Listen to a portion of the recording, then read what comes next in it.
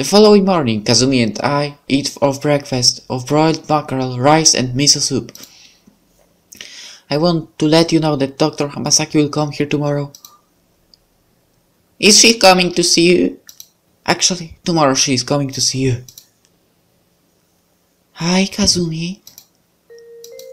Today I brought a story to share with you. I drew the pictures myself. Would you like to see it? Kazumi nods yes and sits in my lap on the couch. Kazumi nods yes and sits in my lap on the couch as the doctor proceeds to read the story. As long as Kazumi was doing what she wanted, she seemed to act like a pleasant little girl. It was when things didn't quite go her way that she would become difficult. I always had conflicting feelings about her. Sometimes she made me frustrated because she didn't do what I wanted, but there were times, such as this, when I felt hopeful that our relationship would somehow improve. Once upon a time, there was a little girl who lived in a tiny house on a tiny hill, in a tiny town. One day, her mother decided to take her to the circus. The little girl was afraid to go. Would the circus be safe? Would the tigers try to eat her? Would the children be nice or would they be mean? The little girl has said to her mother, "Mommy, I'm afraid to go to the circus, but I don't know why." Her mother replied, "Sometimes when we leave our houses, things outside are different and we don't know what to expect. But don't worry, your mommy will make sure you stay safe. Nothing is going to hurt you." As the doctor reads the story, I put my hand over her chest and feel that our hearts are beating in unison. Could our fear of the outside be hardwired into our brains? She couldn't have learned this by watching me. Could she have? Dr. Hamasaki continues reading. The little girl and her mother drove to the circus. She felt very nervous, but she knew that her mother would take care of her. When they got to the circus, they saw bears hula hooping and acrobats flying. There were pretty girls riding elephants and junglers juggling. Everyone in the audience was laughing and clapping. I'm not sure what I was afraid of before. The little girl squealed. Kazumi jumps up and down as she looks at the doctor's hand-drawn pictures of the circus. As the little girl and her mother drove home from the circus, she talked to her mother about how much fun she had. "Mommy, I don't know what I was afraid of before. I had so much fun." Her mother looked over her and said, "Don't worry, my darling. Being afraid of new things is just part of growing up." And that's the end. Kazumi, did you like the story? Kazumi nods yes. What was your favorite part? Kazumi gets up and acts like one of the hula hooping bears in the story. Did you like the hula hooping bears? Kazumi just smiles. That's my favorite part too. Why don't you go upstairs so I can talk to your mommy? I think that she really responded to the story. When you talked about the little girl being afraid of going outside, I felt her heart beat beneath her chest. Yeah, I thought that she may relate to the little girl. That must have taken you a lot of time. I hate to burden you so much.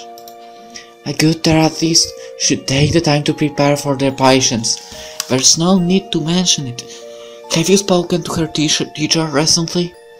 Recently? Actually, I haven't. I am embarrassed to admit it. I guess no news is better than any news at the time. Does she talk to you about school at all? Actually, no. Whenever we ask her about it, she just cries. I'm afraid to say anything to her about it now. I see. She appears to be in the very first stage of selective mutism. In this stage, the child usually can speak to family members at home, but appears anxious at school and doesn't speak. Actually, her teacher said that she plays with other kids. She didn't say anything about being nervous, she just said that she's not talking. Then she may be somewhere in between the first and second stages. The child will often speak positively about school in the second stage once they start participating non-verbally. In order to move her forward, either you or Kento will have to start going to school with her for support. What do you mean? Like, every day? There's no way I can do that and Kento has to go to work. Why would we have to go with her? There is a very common technique that is often used to help children with selective mutism called sliding in. It starts with a child communicating with a trusted adult in a private room at school. The adult then tells the child that another adult, such as a teacher, will be sitting outside the door. The child chooses how far the other adult may sit, and the adult is gradually brought into their room. The process can take a really long time. You're going to have to be very patient. How long are we talking about here? Months, maybe a year even. Okay, I will talk to Kent about it. I'm just not sure what we'll be able to do. I don't need to tell you what I think. I would do whatever I could for my daughter, but I'm just not able to right now. Okay, when should we make our next appointment? Why don't you come again on Friday? Of course. I'll call you later to confirm what time I'm available. Thanks again for all of your help. I really appreciate you coming on a Sunday. Don't mention it. Helping people like Kazumi is why I became a doctor. It's 2 days later on Friday morning, and I give Kazumi a big hug goodbye before wishing her and Kent off. I decide to get a couple of soap operas in before I start to my new crochet project. Maybe I can make some lamp doilies or some heart-shaped pot holders. That must be Aya coming to say goodbye. Are you sure you don't need a knife? Hey! I'm shocked to see a man that looks just like Kento. Is this Naoki? Hello? Hi, I'm Naoki, Kento's brother. What? Are you busy? Should we talk later? I'm sorry. I'm not sure what to say. I can see that you're surprised. Kento and Aya never mentioned me. No, they certainly didn't. Well, you look like you are not expecting company, so I should come back later. Oh, it's fine. Please come in. I just need to put my face on. Oh dear, I need to get to the bathroom and do my makeup. He looks just like Kento. I wonder if they're twins. But no, he's gay, so how could they be identical? Maybe they just look really similar. I'm not sure why I'm even doing my makeup. I'm really worried about this. I'm so fragile as it is. I don't want to have anything else in my head. But I feel really excited about this. It's because nothing exciting ever happens in my life. Aya probably didn't tell me about this because she knew that I never would have agreed. But Kento has been so distant lately. It would be nice to have other people in my life besides him. But I wonder what Kento could possibly have against his own brother. Did they have a falling out just because he's gay? I guess we have a lot of things to talk about. Whoa, you're looking much better. Oh, sorry, I had just woken up. I don't mind. Aya told me that you and Kent have a daughter. Is she here? Oh no, she's at school. Did I tell you everything about that? What do you mean? Never mind, it's complicated. What's complicated about it? Normally when people say it's complicated, that means that they don't really want to talk about it. Sorry, I didn't mean to pry. Would it be too hypocritical for me to ask you something personal? Not at all, I don't mind. You and Kento must be twins. Yes, we are. It's obvious, right? But you're a little shorter and Kento is not gay. Do you mind if I ask you how that works?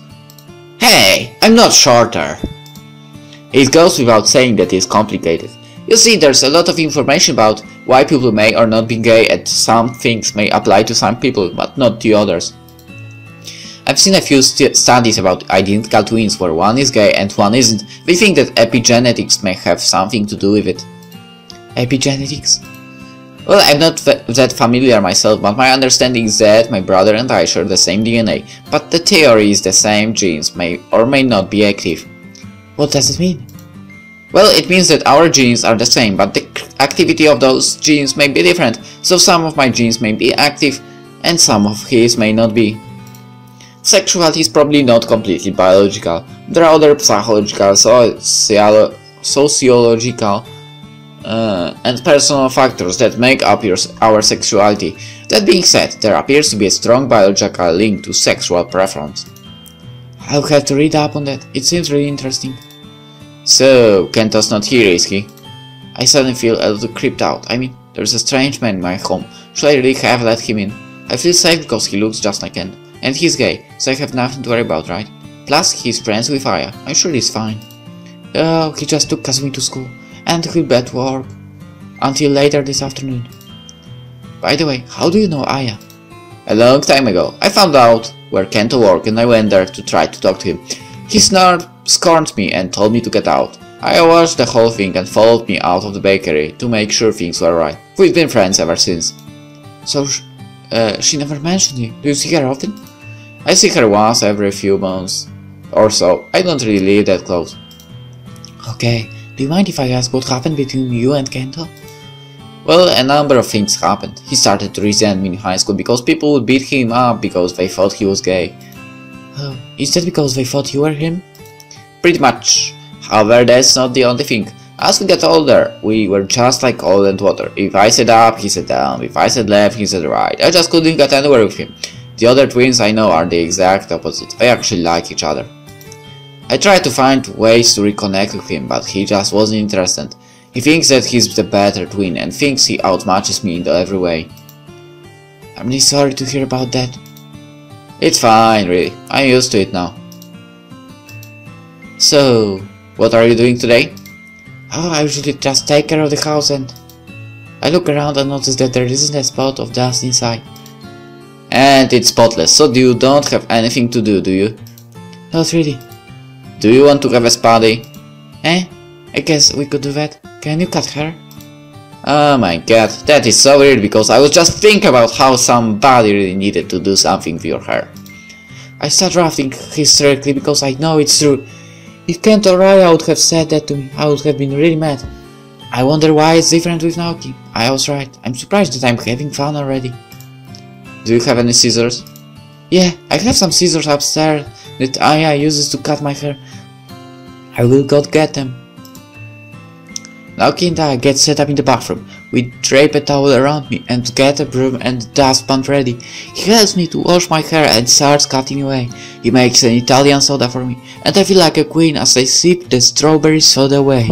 I'm already anticipating the certain disappointment ahead when it eventually runs out. So, do you work?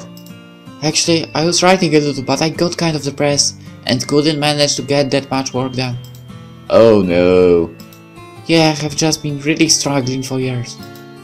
I know how I feel every time I open my mouth. The first thing that people think is, oh, you're gay. I hate that, but I can't help it if I'm all nicely when I talk. I don't think anybody thinks that. You're just being nice. I've been told that like 100 times. Do you think I should change my haircut? No, it looks great. So, what kind of things do you write? Well, I was actually writing some visual novels. I love those, but they don't have enough gay ones. I've seen a few, but they don't really do anything for me. Oh, I'm really not really sure what to say to him. I feel a little weird about the whole gay thing, even though I know I probably shouldn't. How could my thinking be so outdated? Okay, I think we're done.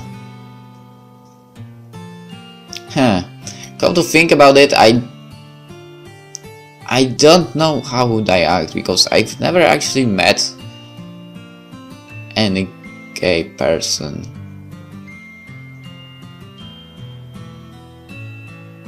But I guess it's not weird. Why?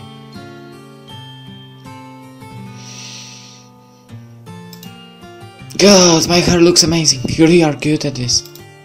I think that cutting hair runs in active gay genes. Somehow.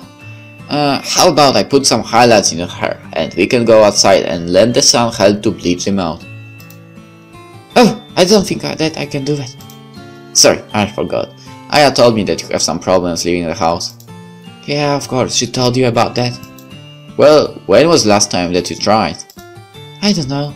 It's probably been about 7 years. 7 years? We've got to get you out of here. I find really easily though.